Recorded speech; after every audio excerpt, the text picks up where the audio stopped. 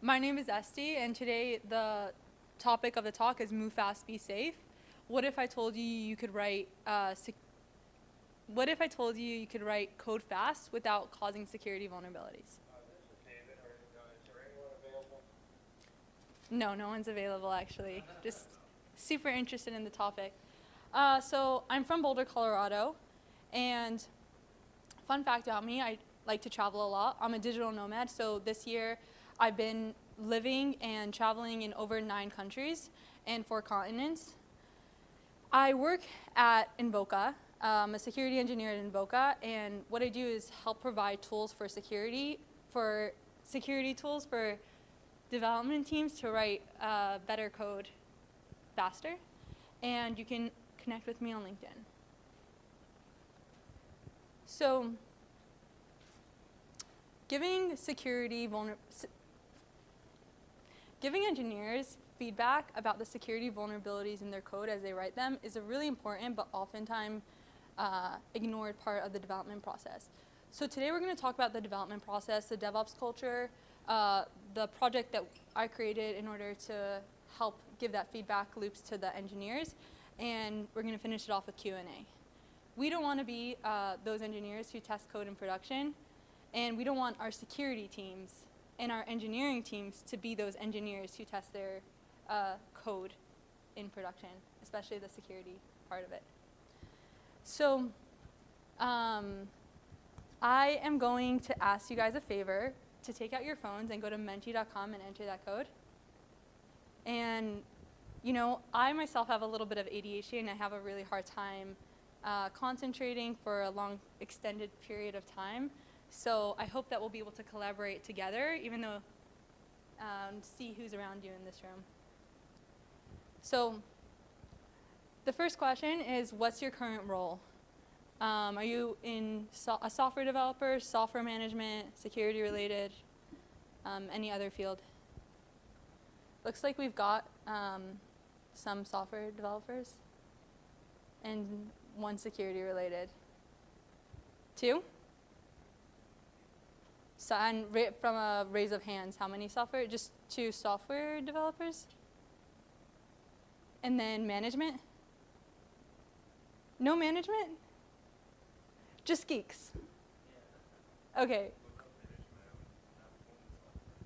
Okay, that's pretty, I'll give you a medal for that. So,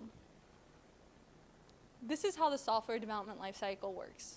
We trying to create a new feature, we're going to write code, we're going to write some tests, run that code, commit that code, push that code to CI, code review, QA, and deployment. One study at IBM found that it costs 6 times more to fix a vulnerability found during implementation than during the design stage. And it costs 15 times more to fix that same bug during QA than fixing it during the design period. The point is, as we go further along the software development process, the cost to fix vulnerabilities raises. And this is because if you find a bug in QA, you have to go back and restart the development process. You have to go back and write some more code, run those tests, commit that code, push to CI, and code review, QA. So when I started off at Invoca, I was a very junior developer, and sometimes during code review, a more senior developer would find a line of code that was vulnerable. And it could be 1 line that I had to change. And it could be even that more senior developer told me exactly how to change that line of code. But that change might have taken 2 weeks or 3 weeks to implement and to merge to mainline. Because again, I had to rewrite that code, rewrite those tests, rerun those tests, and finish the rest of the software development lifecycle process. Now, after deployment, the cost to fix those defects raises to the roof. At this point, we're affecting live customers. So let's do security here. Let's shift left and do security all the way as much as possible on the left. Now, let's talk a little bit about how this played out for us at Invoca.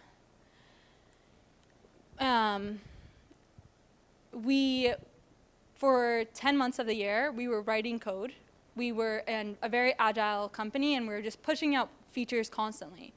But then security audits came along. And when the security auditors came, they ran scans against production, and they found a whole host of vulnerabilities. Now, we're a conversational intelligence platform. Our clients include companies like AT&T, banks like Bank of America, hospitals.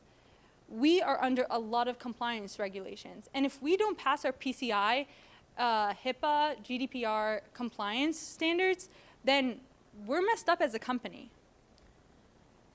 And what would happen is the security team would go over to the engineers and tell them, here are some important fixes that you have to do in order for our company to stay compliant. But this would push off all this plan work that we had in store, and it was really costly for the company. Now, just a quick question, if you guys can go to the link and use the code again. When does your team generally fix vulnerabilities? Are you guys finding out about these vulnerabilities at audit time? Are you guys finding out about these vulnerabilities after being hacked? Are you guys finding out about these vulnerabilities at, through bug bounty or security code reviews? Obviously, the worst way to find out about vulnerabilities is after being hacked. It seems like we have some like really proactive teams here that are more doing security code reviews. It's a little bit, some less proactive audit time. And a few people or nobody that's brave enough to admit that they've gotten hacked before. It's okay.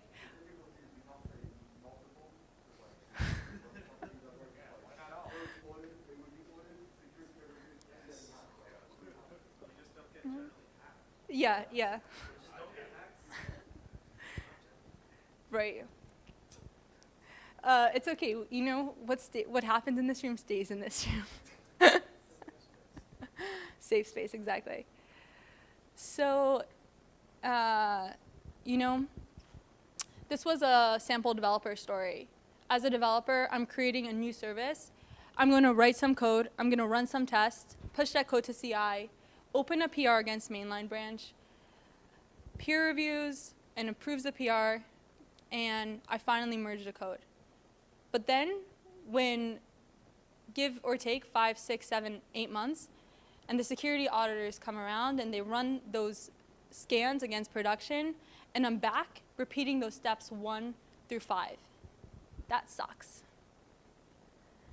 So in some companies, they have code reviews. Now, the problem is in a company with 150 engineers like we have in our company, and a security team of 6, out of the security team of 6, there's only 2 that are focused on AppSec development. Either, if we were doing manual code reviews, either the developers would look like this, or I would look like this, or both, probably both. It's really, really hard to effectively do security reviews without impacting the agile development process. How long does it take for your security team to review code? If in your companies you guys have code reviews, does it take minutes, hours, days, or is it non-existent? I know at the first company that we worked, at the first startup that I worked, security, we just didn't know it was a thing. And so it was like the fingers crossed anthem. We would just push code and pray. Push code and pray. Okay. And when I say days, I mean, are we talking about weeks or weeks? Okay. Weeks? Okay.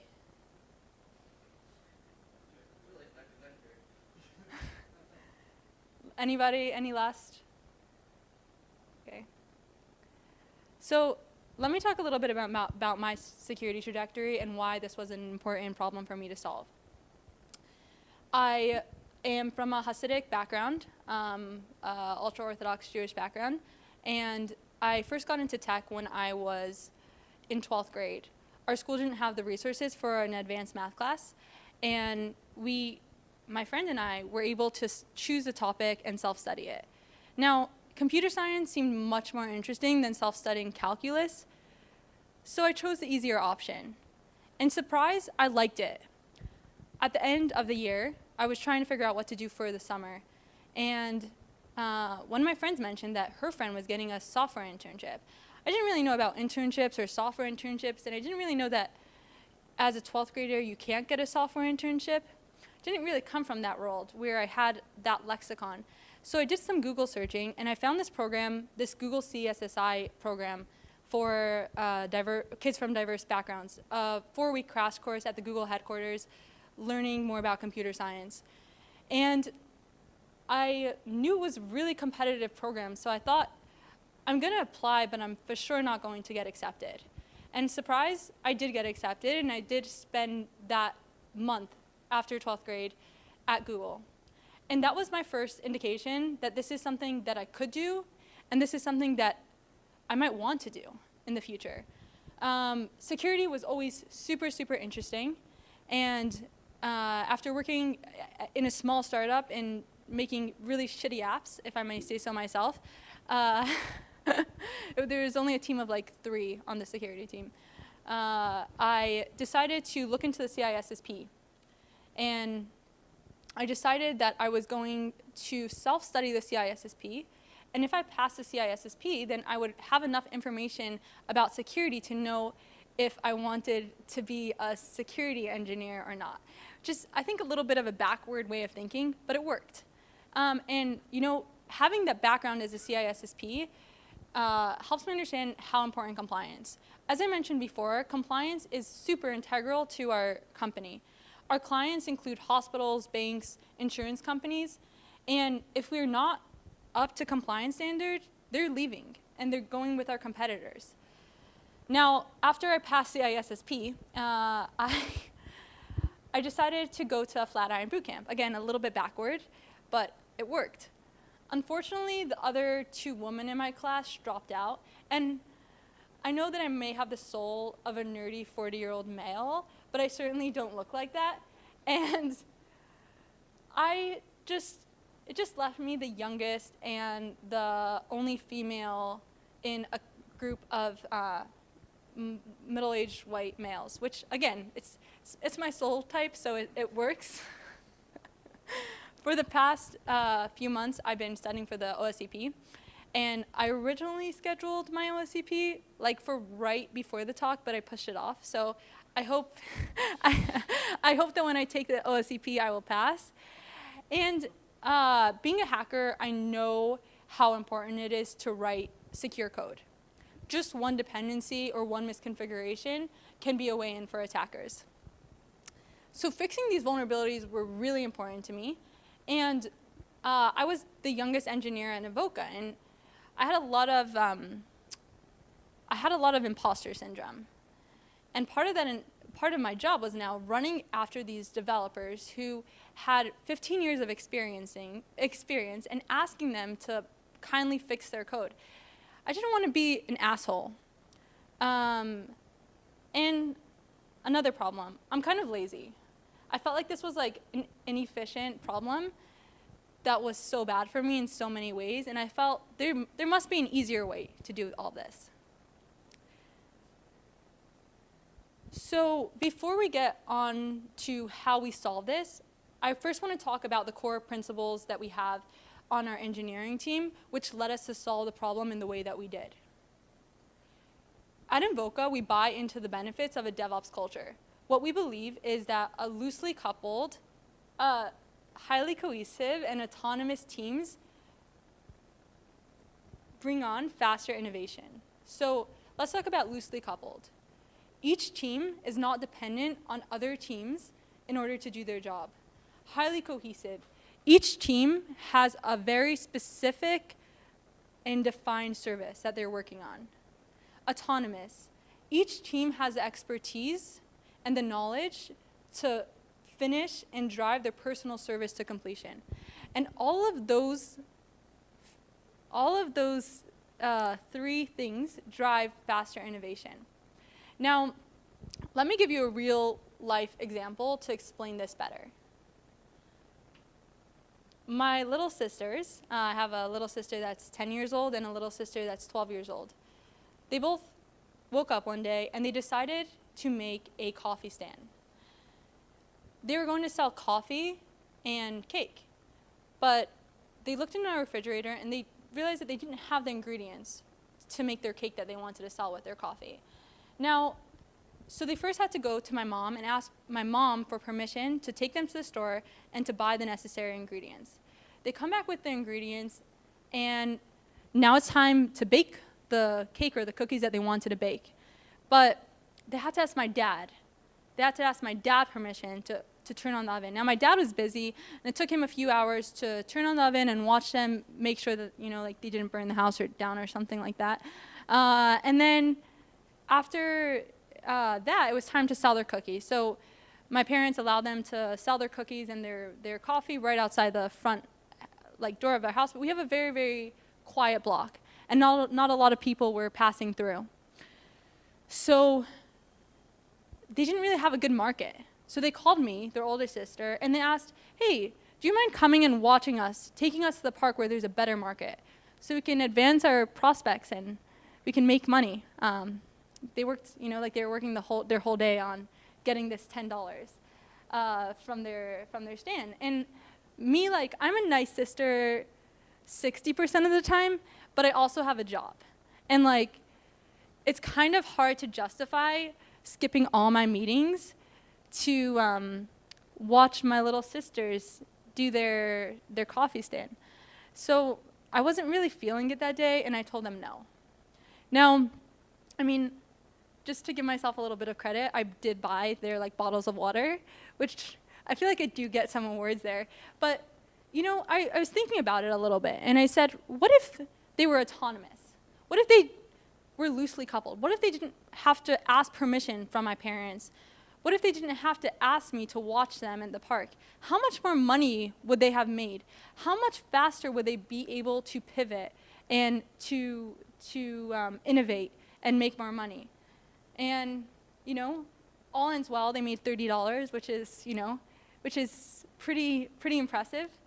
But the idea is that this is the DevOps culture in just a story. Let's take a little bit of a closer look at other case studies. So studies show that teams that use agile, lean DevOps culture are much more likely to win out the competition. Here's a few examples of different companies that are disrupting markets. So who here has tried to buy a car in the past 2 years?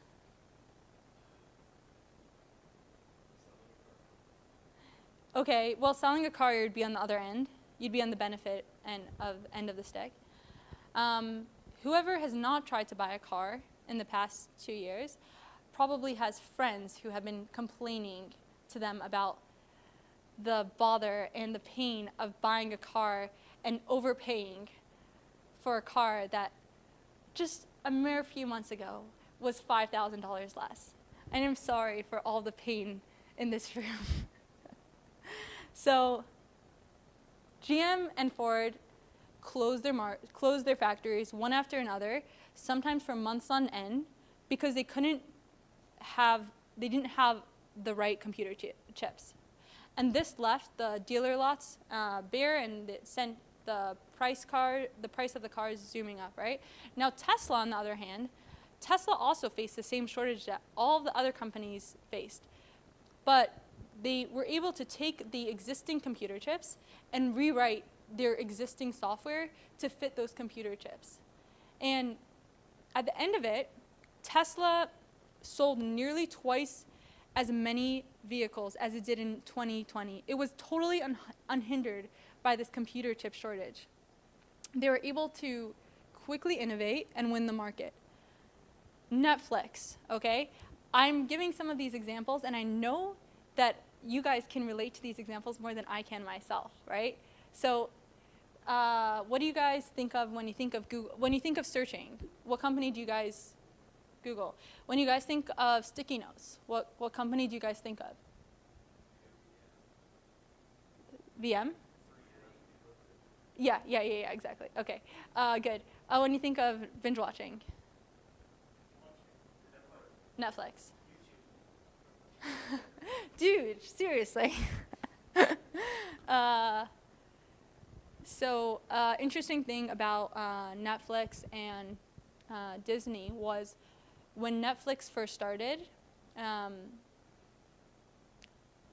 So when Netflix first started, they were disrupting Blockbuster kiosk movie rentals, and they decided to do mail, right, rentals. And again, I feel like this crowd has lived this, so feel free to interrupt, right?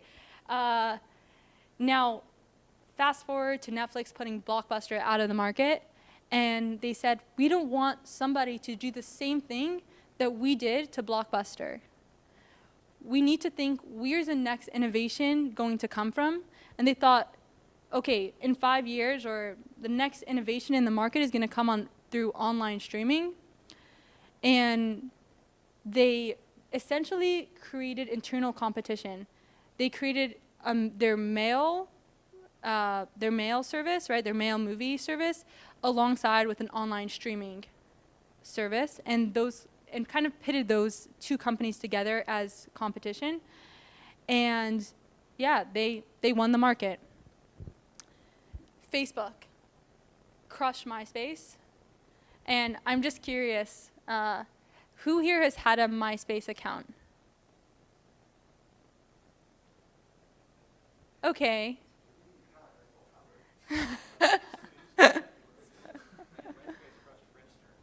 Exactly, MySpace, right. So who had a Friendster? Wow, this crowd is so millennial. Yeah. So here's a quote by Sean Percival of MySpace. This site was such a massive spaghetti ball mess. You could do those tree flowcharts of your website, and we did it, and it was like the frickin' 7 scrolls that you could see. It just went on forever and ever and ever. It was clearly not nimble or agile in any way. The last example is our company. Our company is now currently worth over $1 billion, and we dethroned the previous competition, Marchex, who was failing to deliver. And this is why continuous improvement is such a strong value to us. It has enabled others to win in the market, and it has enabled us to win in the market. And we believe that's the key to our future success. In order for an agile environment, in order to have autonomous teams, in order to have faster innovation, we have to shift left. Shift left does not mean that we can't afford a DevOps person, though it sometimes means that, right? We have to embed the knowledge with the people doing the work, the goal being that we're driving up the ability for somebody to take a risk that's too large unknowingly. So the idea is the people closest to the work have the context and the knowledge that to make the best decision possible. And the important point here is that it's done through safety and automation.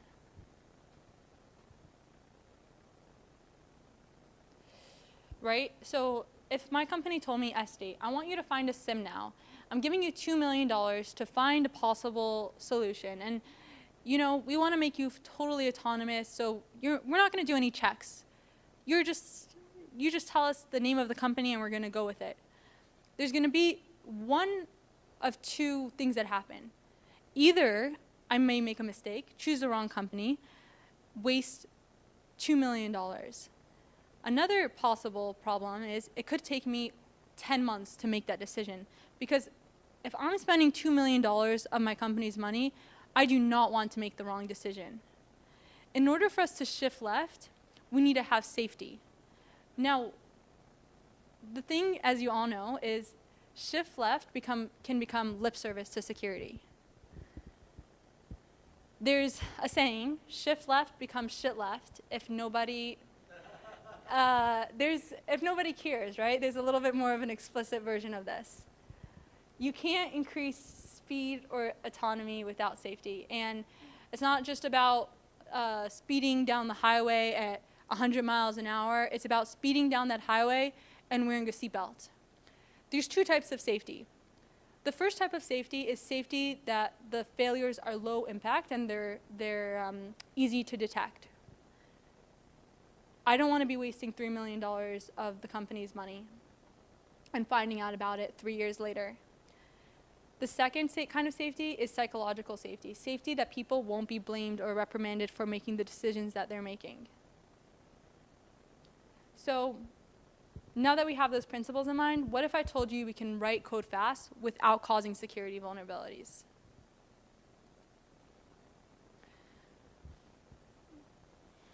Okay, so let's take a moment and go back to the beginning where we talked about how we fix security defects through manual audits by audit time. So step 2 was automated CVE audits using Brakeman, CVE audit, and BuildKite. Just a shout out to the BuildKite guys over there.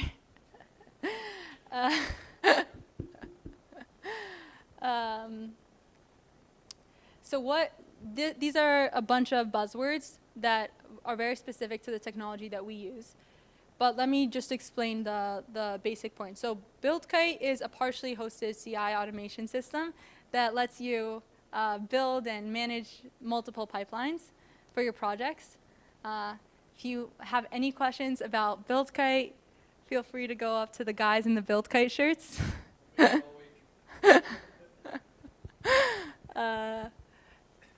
Bundle audit is a CVE dependency checker. What it really essentially does is checks the dependencies in your application and checks a database with all vulnerabilities and a database which says exactly which packages are vulnerable. And then it lets you know if you're using a vulnerable version of a gem or not.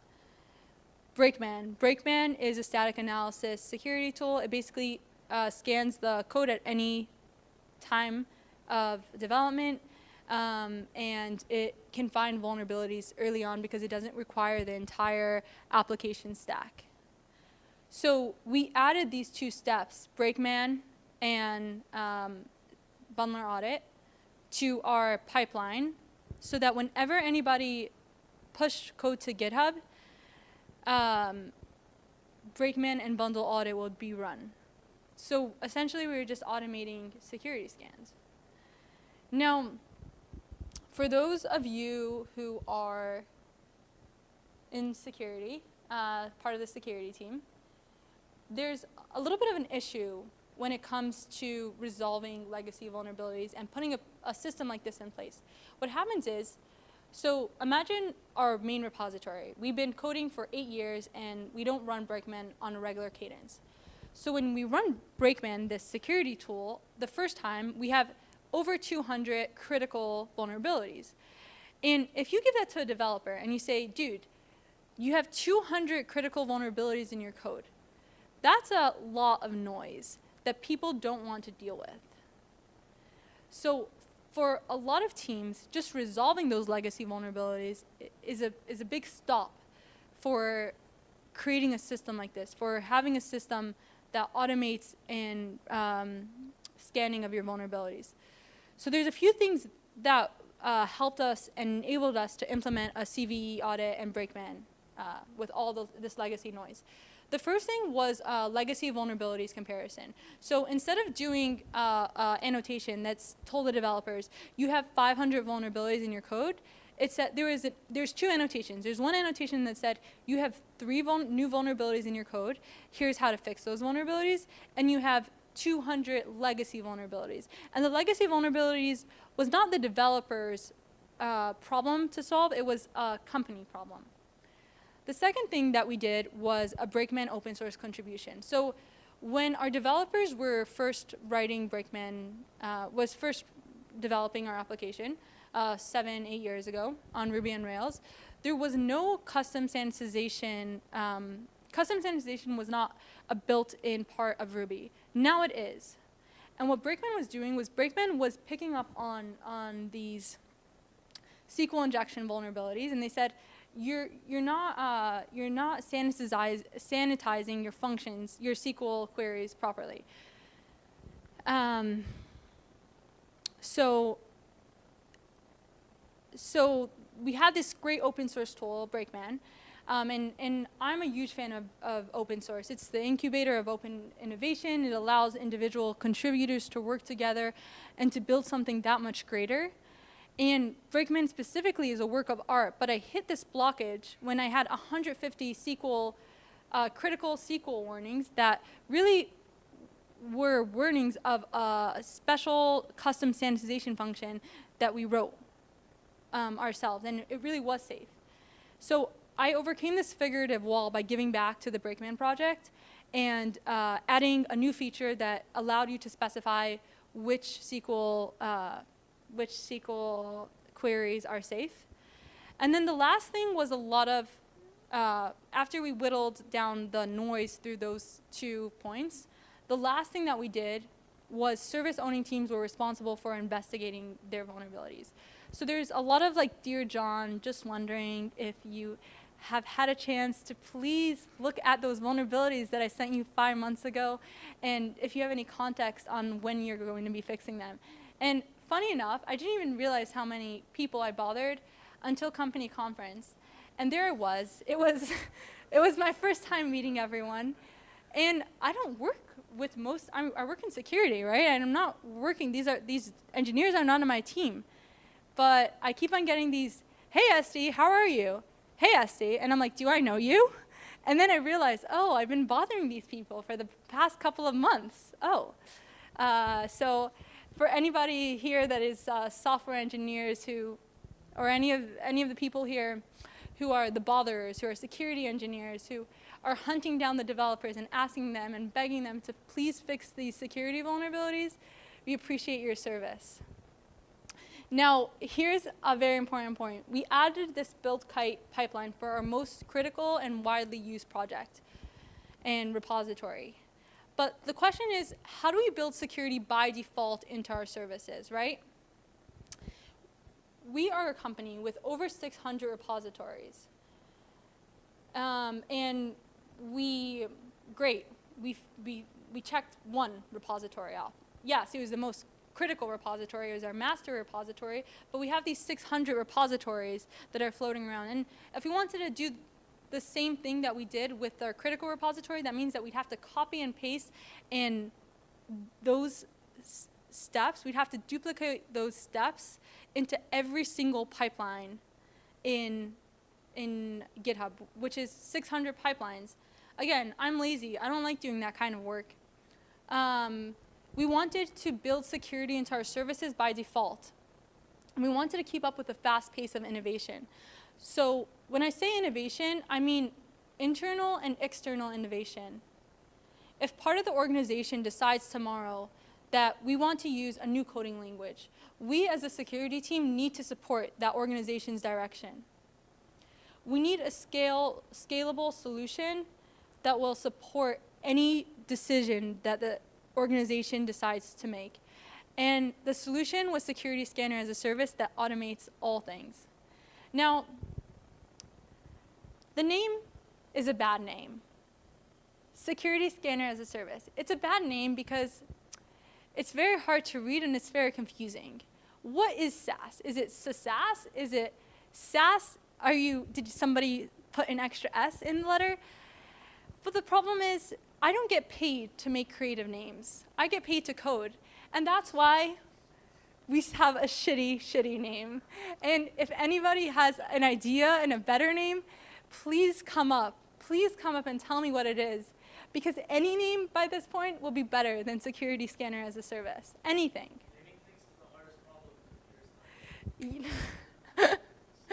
Exactly. So We created this project to give tighter feedback loops to developers as they are writing their code.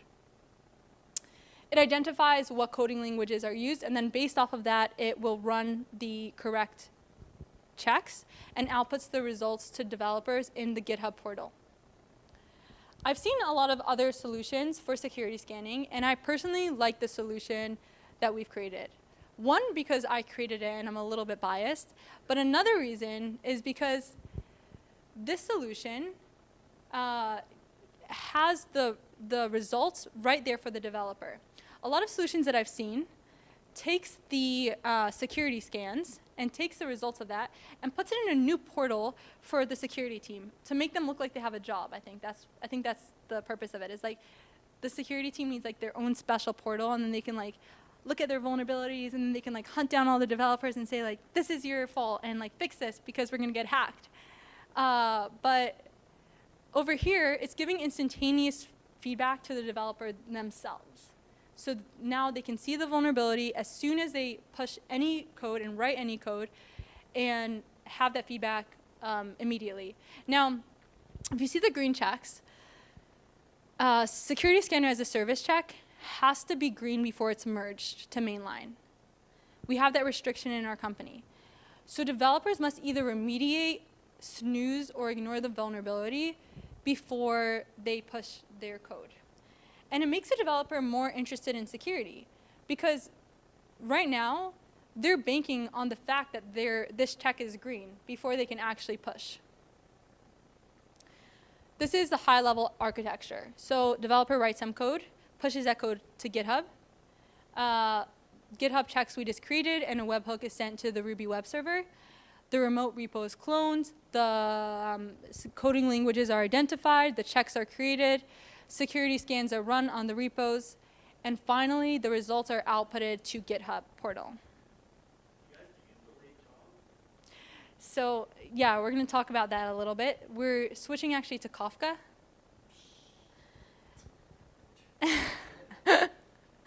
Okay, so our tech stack looks a little bit like this. We use GitHub checks, the Octokit library, to create the initial webhook and display the results. A Ruby web server to receive the GitHub check webhooks. Our background server is currently delayed jobs, but we're moving to Kafka. We're using Kubernetes to deploy the application, and horizontal pod auto-scaling to keep the costs down by having an elastic delayed job processor. So before we talked about this developer story that was really inefficient because the teams had all these vulnerability fixes pushed onto the roadmaps, and they had this urgent interrupt work which caused this thrash of and displacement of previously planned work.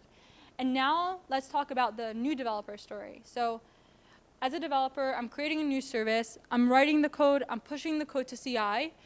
Security Scanner as a service, or any other name that you may help me and graciously think of, is identifying the coding language and running applicable security scans.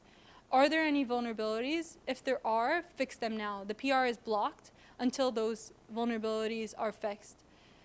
Then open a PR against mainline branch, and the peer reviews and approves the PR. And congratulations, you can merge it now. We've created these tighter feedback loops for developers to find security vulnerabilities earlier on. Let's talk a little bit about the results of this project. Now, security team is not a blocker to development. Yes, security is technically a blocker because you have to wait for the check to become green, but the security team is not a blocker to development. The security team is not running after the engineering team, throwing urgent fixes on the roadmap. There are tighter feedback loops, and engineers are participating now more in security, and they're able to identify the different security vulnerabilities in their code.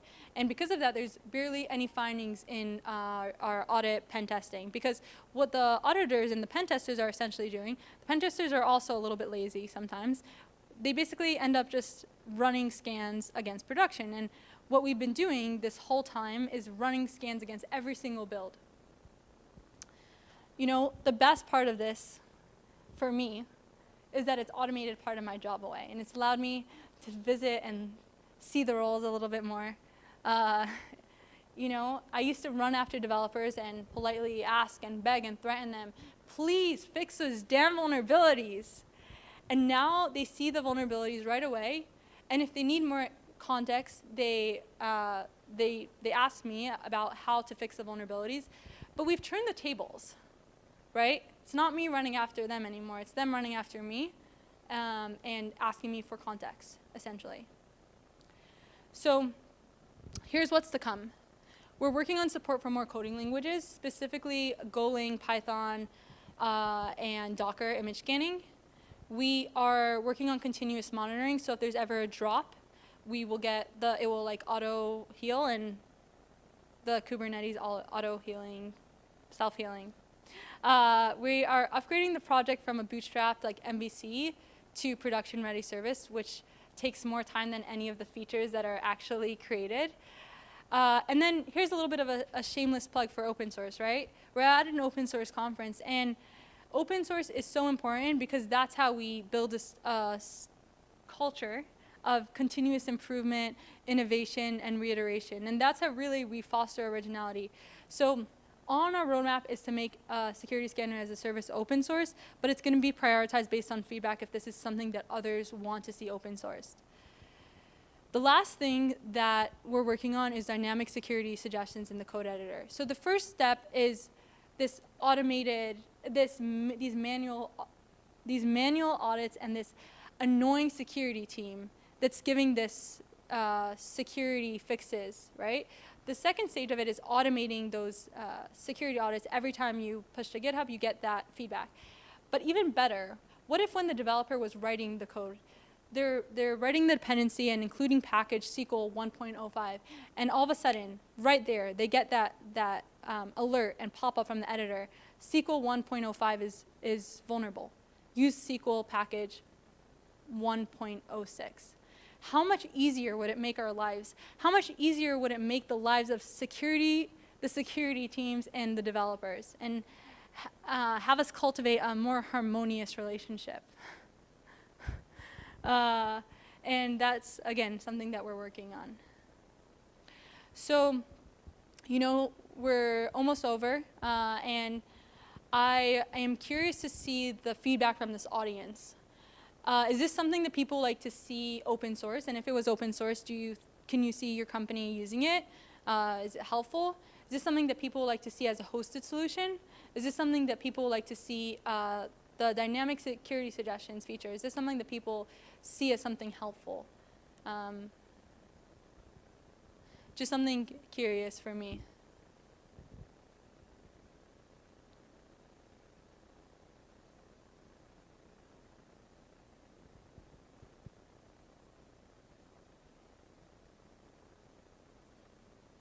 This is kind of interesting to watch, like with the scale. It's just kind of interesting to watch the numbers like go up and down, like just the way that the numbers work out together.